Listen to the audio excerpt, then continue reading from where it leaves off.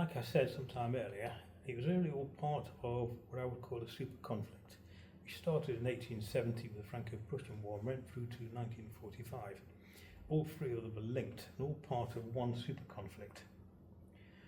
So it started, of course, in 1870 with Germany and France, although that had its international implications as well, because Queen Isabella II was deposed in Spain, and Prussia proposed to put a prince on the throne who was related to Prussia, which frightened France because they feared themselves being surrounded by Prussia and Germany in the east and Spain in the south, and so they put diplomatic pressure to stop that from happening.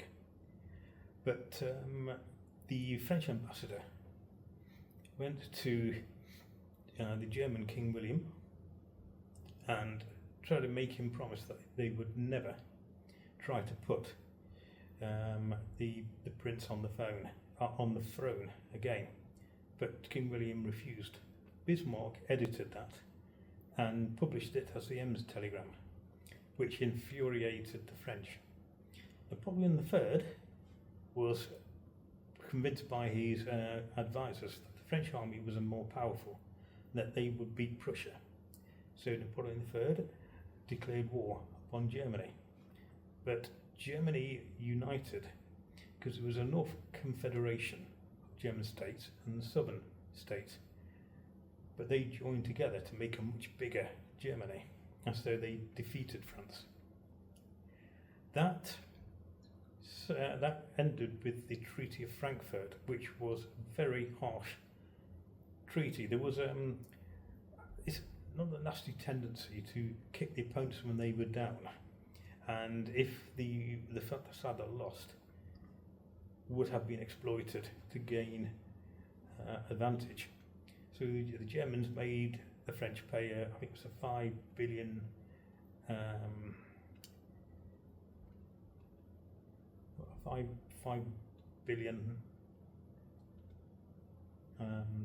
in payments to Germany as an indemnity, and Germany took Alsace and Lorraine. It was in the 40 years until we got to the First World War, but then the decaying Austro-Hungarian Empire then played a large part. Serbia was becoming very strong in the Balkans, and so nationalism was growing. Austria wanted an excuse to attack Serbia, to put them down, and to stop this growing nationalism within their force. But Russia was also interested in territory in the Balkans, so they became an ally of Serbia. France became an ally of Russia. Britain became an ally of France.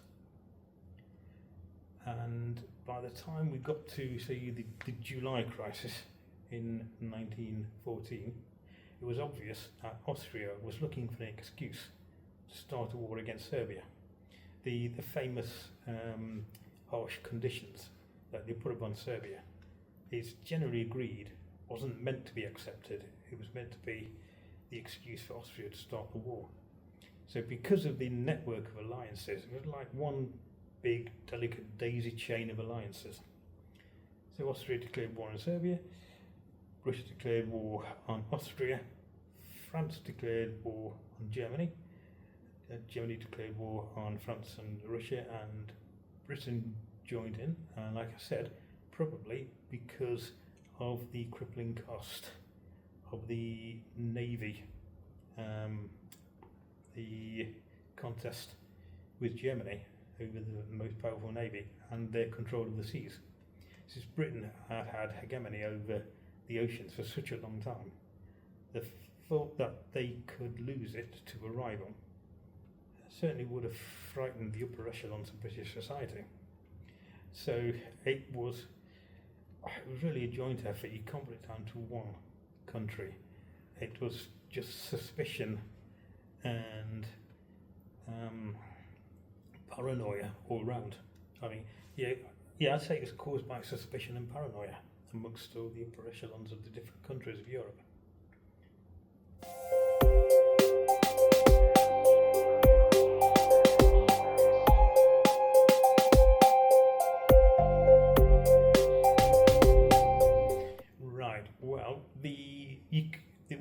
that clause in the Versailles Treaty that Germany had to admit that they were so responsible. I mean, that is a very, very strange clause to put in, and it really illustrates the guilt on the part of the other countries. Because if Germany was genuinely solely to blame, they wouldn't have made them put that into the Versailles Treaty. But the fact that they made them put that in showed that there was a great deal of guilt from France, Britain, and the other nations who were involved, because they knew they wanted the war and they were just as guilty. But they tried to, so they wanted to put it all on Germany. So it was in their interests, for propaganda purposes, to make it solely the cause of Germany. But it has softened, and after the end of the Second World War, at the end of this long conflict, it's softened a lot, and historians have examined it in much more detail. It's discussed often as the cause of the First World War. It's a very common topic. But I think it's pretty much agreed now that all participants were guilty. Like I said, it was basically down to paranoia and suspicion on the part of all of them. And the mature empires wanting to keep their empire, France and Britain wanted to keep their empire and didn't want a new country coming in and challenging them. So overall, it's now much more realistic than it used to be. But after the defeat of Germany in 1945, and that Germany had to be completely rebuilt by the Marshall Plan, and Germany has become a steady democracy. There's now no imperative, and it's gone back in history, so there's now no imperative for the other empires and other countries to pile all the blame onto Germany.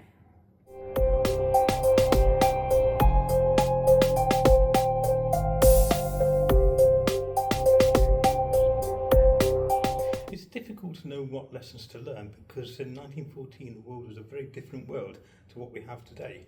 The world back then was split into several colonial empires ruled over by ruling families, and most of the decisions were down to the whim of the ruling families in charge, rather than debated as in a democracy. So one of the lessons would be to make sure that we have mature democracies in nation states where any decisions can be debated and decisions are not at the whim of a ruling family. Secondly, I think one of the lessons is the management of the end of any conflict, because in both the end of the end of the Franco-German War and the First World War, at the end of it, the victors were very cruel and harsh upon the defeated nations, which created resentment and desire for revenge, which led to the next war. There needs to be reconciliation, and international law reconciliation to be enforced, so that it cannot be allowed for the victors to really punish and hurt the vanquished, like kicking them when they're down. A good example of that would be South Africa. After decades of apartheid, Nelson Mandela was wanting reconciliation, and the change from apartheid to parliamentary democracy was fairly peaceful. That needs to be enforced to the end of any major conflict, or you just build up the rules for the next one. So there has to be reconciliation at the end. I think those are the main lessons to be learned.